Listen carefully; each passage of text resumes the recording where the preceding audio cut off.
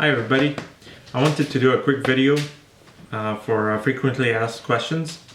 So I selected the top 8 questions that are frequently asked, and I wanted to go over them. So the first one is, I'm mining with one S7 or one S9. Which pool is the best for me? This is the most frequently asked question, and I wanted to go over this for everyone. I recommend kano.is. I'll include this in the description of the video. All links will be included there, but I recommend this pool because the payout mechanism does not depend on your hashing speed directly. Kano bases its payout system based on the number of shares submitted by your miner during a certain number of shifts. And it has relatively low fees. So if you have a few miners, it's a great way to start mining. You can read more about their payout mechanism at their help webpage. If you go to kano.is and click on help, you can read in details how they do their calculations. And I've had some people complain that after one day of mining, they got like $1 or so versus mining on Slush Pool. On Kano, using their system, pay per number of shares, it does take a few days to ramp up, but you will be paid accordingly. Slush uses a very simple formula. Whether you mine today or not, if you don't mine, you're not going to get paid for whatever blocks found. If you do, you'll be paid for them. It's just very direct. But Kano is an interesting pool. Basically, your miner submits shares for solving the formula for a block, and you're paid per share. Now, the only downside is that your miner might have idle time where it's waiting for work from the server.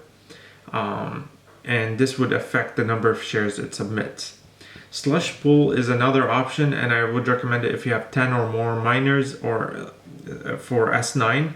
For S7, if you have 15 or more. Your payout depends on the average hashing speed of your total miners relative to the average hashing speed of the pool. This is a good option in my opinion because you don't have to worry about anything except keeping your miners running. And basically the formula is straightforward. You can look it up yourself on Slush Pool, and there's not much to it. The second question is, Bitmain PSU is connected to my miner, but the miner is not powering up. The PSU fan is on and nothing is happening. What's going on? This is simple. A lot of people purchase the Bitmain PSU but overlook the specification. I wish Bitmain designed the PSU to work at 120 volt, but usually the most common issue here is that the Bitmain PSU is not connected to a 240 volt outlet. If you're operating your miner at home, most likely you have 120 volts outlets all over the place. That's common.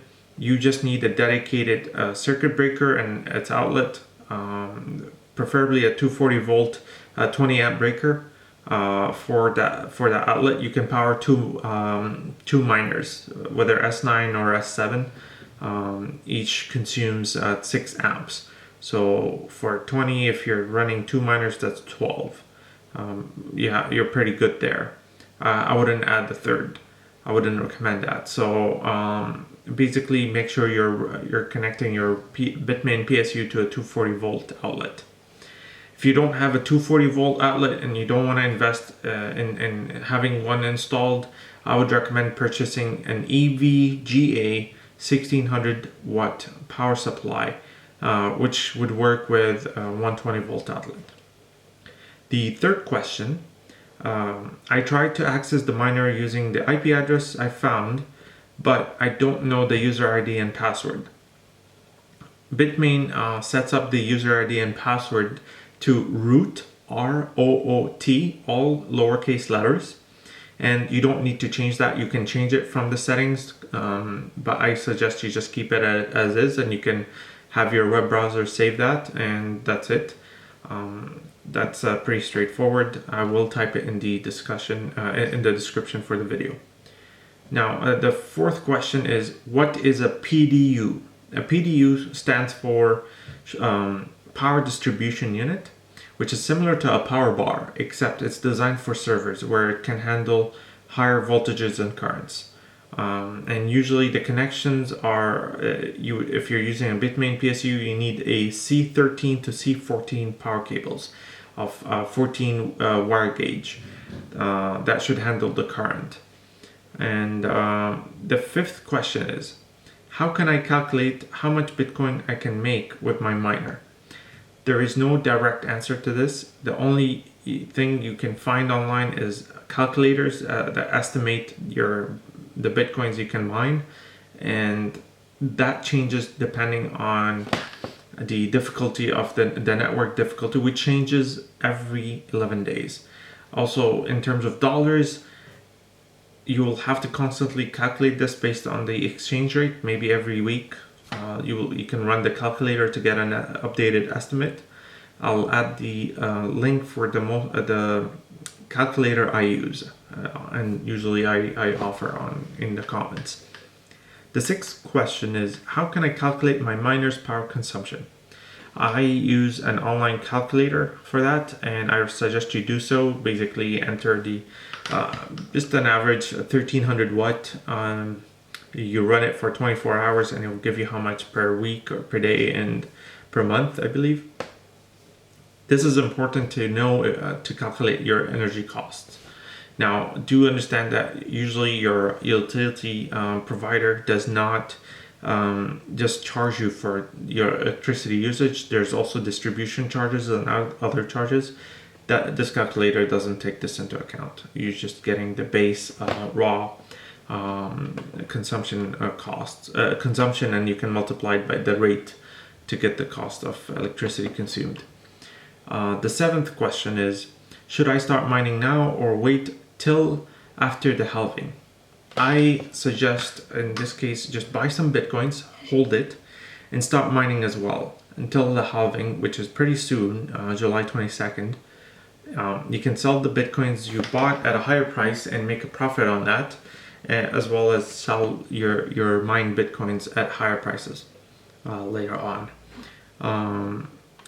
The final question for this video, I'll do another frequently asked questions later on as I pile them.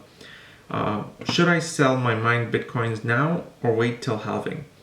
I know it's tempting to sell now to cover operating costs. However, I do highly recommend that you hold, especially that we're so close to the halving. Hold your Bitcoins until after the halving. See how the price goes up and sell at that higher price.